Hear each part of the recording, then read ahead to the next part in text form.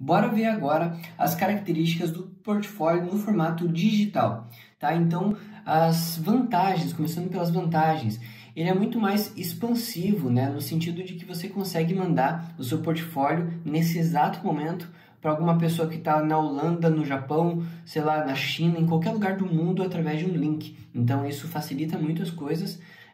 Inclusive, né, dentro do seu próprio país, dentro da própria cidade, né, você não precisa se deslocar para entregar para a pessoa o portfólio e tudo mais. Então, a vantagem de ser um arquivo digital, né? A questão também de você ter baixo custo de produção ou até nada, né? Então, você pode montar por conta própria, fazendo um PDF, alguma coisa nesse sentido, ou você pode também usar alguns sites de montagem de imagem de portfólio, assim, também tem vários hoje em dia no mercado a um custo muitas vezes muito baixo, né? Então, comparado com uma impressão de altíssima qualidade, você pode ter um custo muito mais baixo na produção de portfólio online, tá? Outra coisa que você consegue também fazer uma montagem multimídia, né? Então, tem muitas pessoas que vão ter animações, fazem animações com a arte, então você pode colocar isso também no portfólio, você pode ter links, então mesmo sendo um PDF, o PDF permite que você coloque links lá dentro. Então imagine que você queira mostrar o seu processo de trabalho de uma caricatura ou da reação de alguma pessoa, né? Você fez a caricatura e gravou a reação, estava em festa, em eventos, alguma coisa assim, e filmou essa reação e você gostaria que a pessoa assistisse esse vídeo. Então você pode colocar o link, né, se for um PDF, a pessoa acessa o link e ela consegue assistir os vídeos, tá? Então eu, por exemplo, eu faço os meus speed paints, né, o processo de pintura. Também posso colocar lá dentro do meu próprio portfólio, tem lá a arte do Pelé, sei lá, e aí tem um link para a pessoa assistir o vídeo de como foi feito esse Pelé. Então isso é muito interessante também para ser explorado. Outra coisa é que ele é de fácil atualização, né? Como a montagem é muito mais simples e não requer que você saia de casa, que você imprima nada, você pode fazer do seu celular muitas vezes ou do computador, então você consegue atualizar facilmente, fez uma arte nova ali, já subiu no portfólio e já está com ele atualizado, tá?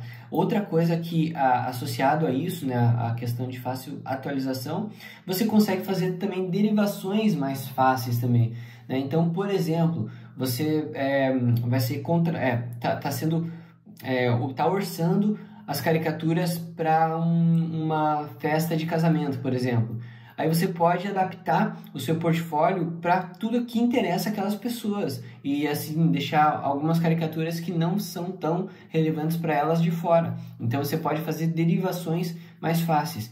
Então, por exemplo, no meu caso também eu posso ter lá um portfólio onde eu vou mostrar para um determinado tipo de público, de alunos e tal, um portfólio voltado para caricatura, e para outro tipo de público eu posso colocar um portfólio voltado para pintura digital, tá? Então isso eu posso manipular muito fácil, né? Muito mais fácil do que um portfólio físico, beleza? Na questão das desvantagens de ter um portfólio do próprio portfólio digital, né, é que você tem uma incerteza de visualização. Então, se você manda para algum possível cliente, você não sabe se ele vai assistir, se ele vai ver, se ele vai olhar suas obras, né? Então, você vai ter que meio que insistir, né, que ele veja, mas sem ser chato, é claro. Mas até para cobrar um feedback, alguma coisa assim. Então, realmente não tem como você saber se a pessoa vai dar uma real importância para o teu portfólio do que estando fisicamente presente com ele, tá?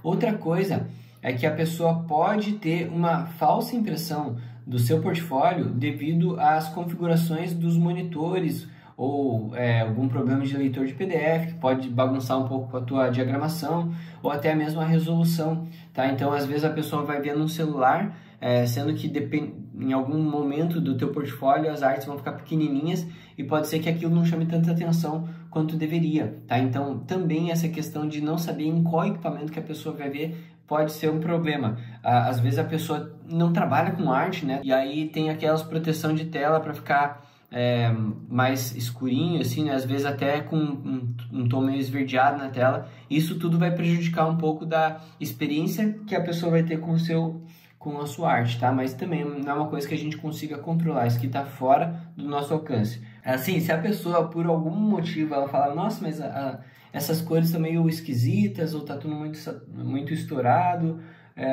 se ela falar alguma coisa com relação à qualidade de imagem, você pode aconselhar ela a olhar em outro equipamento, tá? Então, só para ela comparar e ver se o problema naquele monitor específico, né? Outra coisa, outra desvantagem é que para você ter muitas vezes um arquivo com uma alta qualidade, você vai subir ali imagens um pouco pesadas. Hoje em dia tá um pouquinho mais tranquilo com relação a isso, porque os computadores estão mais evoluídos, os celulares também, então estão aguentando um pouco mais arquivos mais pesados, mas ainda assim pode ser que o seu portfólio em algum equipamento possa demorar para abrir as imagens, isso acaba atrapalhando um pouco a experiência da pessoa que está vendo o seu portfólio lá, tá?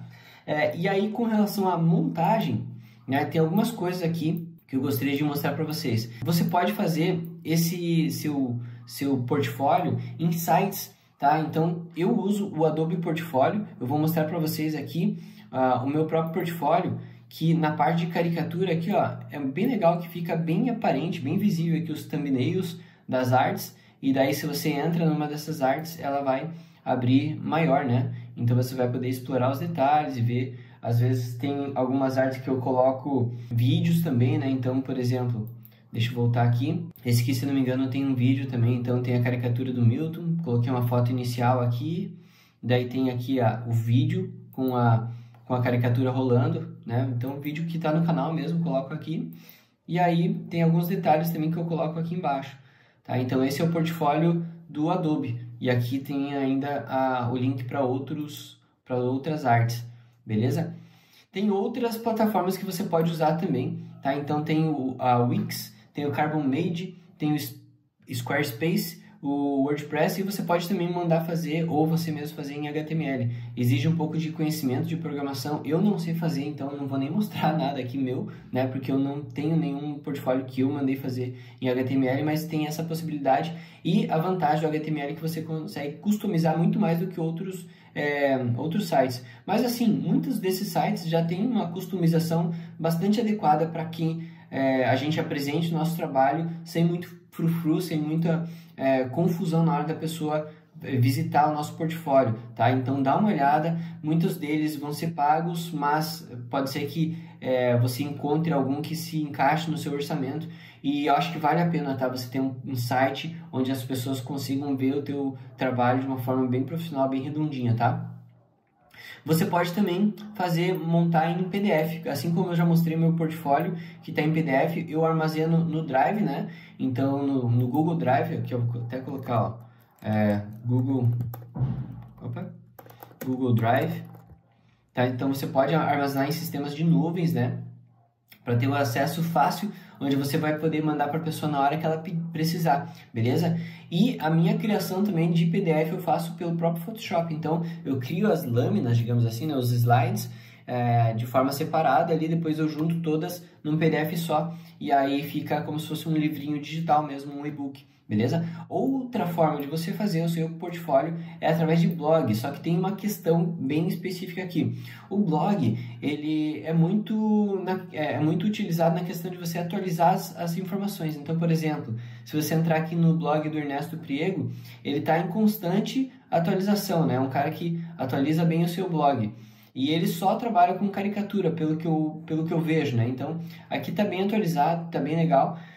Mas muitas vezes você tem outros tipos de arte, e para aquele cliente específico, ele quer ver só as caricaturas, né? Então, o que eu aconselho, se você for usar blog, é que você tenha alguma aba, algum lugar aqui do lado, onde você possa ter só digamos assim, o top 10 das suas artes. Como se você criasse um post, onde vai ter ali nesse post o top 10 mesmo, e a pessoa não vai ficar rolando um monte para ver alguma coisa que às vezes ela se identifique. Então é uma dica também. E o blog é legal que você vai, para quem vai movimentando, para quem vai criando aí uma questão de interação também, de engajamento com o público.